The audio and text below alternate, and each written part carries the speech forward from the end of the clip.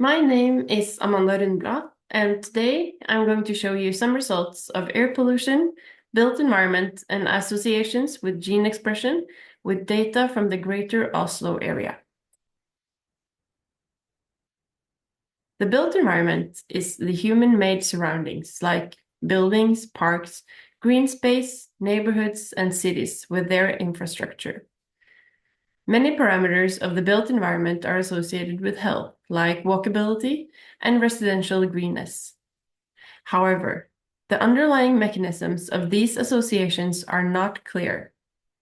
And moreover, exposure to air pollution is a major risk factor for chronic, non-communicable diseases and has been estimated to contribute more to global morbidity and mortality than all other known environmental risk factors combined. Although air pollution is a heterogeneous mixture of gases, the most robust evidence for detrimental health effects is for fine particulate matter, or PM2.5. PM2.5 is derived primarily from fossil fuel combustion in industrial processes and consists of a mix of particles. After inhaling air pollution, PM2.5 particles can cause oxidative stress and local inflammation in lungs by activating lung immune cells. Activated immune cells will release inflammatory mediators to the circulation, which may worsen chronic low-grade inflammatory conditions like atherosclerosis, the underlying cause of most cardiovascular diseases. In addition, because of their small size, PM2.5 can directly enter circulation and cause inflammation. Because circulating immune cells play an active role in the development of cardiovascular disease, as shown here, and other cardiometabolic diseases, we can study them to try to understand the underlying mechanisms of how exposures affect disease risk. This is why we aim to study associations between the built environment and exposure to air pollution and gene expression in immune cells. Gene expression is a process where the information in our genes, or DNA, is transcribed into a copy called RNA. This RNA is then translated into a protein that can be involved in all cellular processes from maintaining structure to metabolism and transport. In other words, by analyzing gene expression, we get insight into processes that are activated and deactivated in cells and tissues. In this study, we analyzed the association between gene expression in immune cells from healthy adults and the environmental exposures NO2, PM2.5, black carbon, ozone, distance to nearest water body, impervious surface, and green space, or NDVI. We analyzed about 11,000 genes, and all results I'm going to present today are adjusted for age, sex, BMI, smoking, and education. We had available exposure data and gene expression data from 98 participants. These were on average 55 years and had a BMI of 25.5. 55% of the participants were women and 88% were non-smokers. The exposure levels were relatively low, as shown here. And now to start with the not so exciting results, we found no associations between gene expression and exposure to NO2, ozone or black carbon, or green space, distance to nearest water source, or impervious surface. However, we found that expression of 8 genes were significantly associated with exposure to PM2.5. This plot shows all the 11,000 genes we analyzed and their association to PM2.5, either positive or negative. And we also show the statistical significance.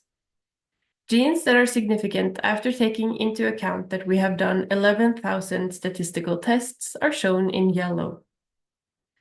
Some of these 8 genes have in previous publications been linked to lung cancer and PM2.5 exposure. To get more insight into the function of the 555 positively associated genes and the 869 negatively associated genes, we did pathway analysis. We found that these genes were associated with many different cellular processes, and in the next slide, I'm going to highlight some of the most interesting. This figure shows the pathways or terms that were overrepresented among the genes with a positive association with PM2.5. So the figure shows the percent overlap between a term and the PM2.5 associated genes and the statistical significance. The sizes of the points show the number of genes in that term, and the color indicate different databases. Of interest, we found pathways related to viral infection were enriched.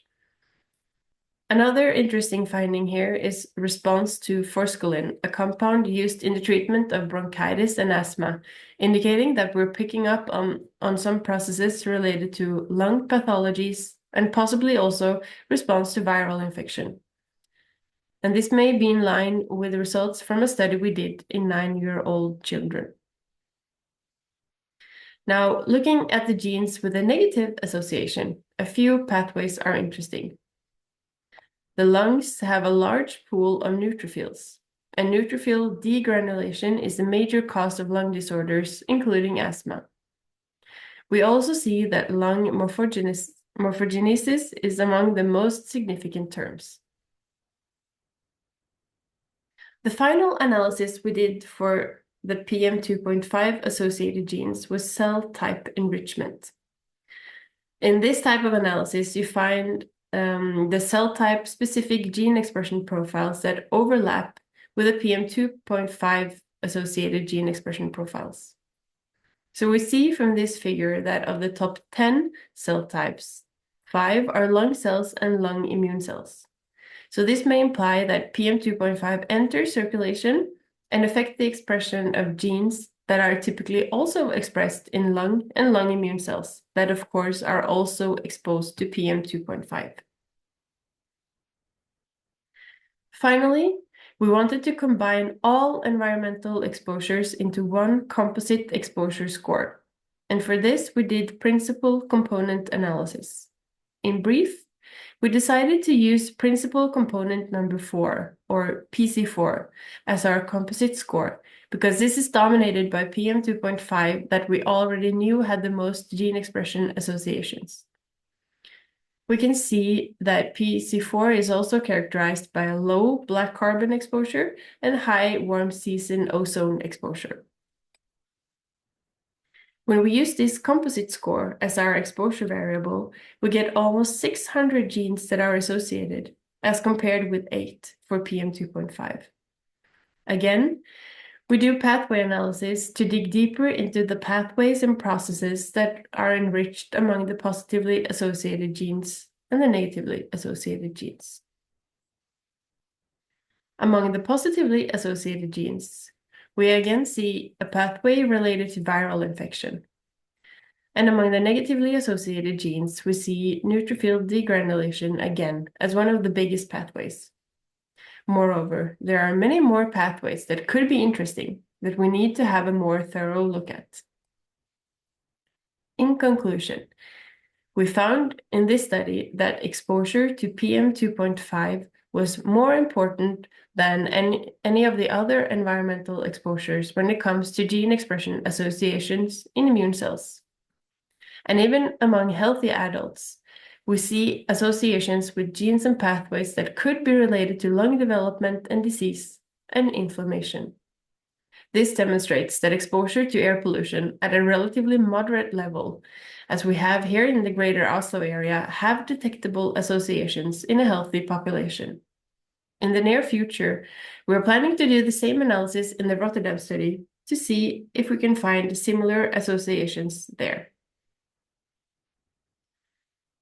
Thank you to my collaborators on this project, and thank you for your attention.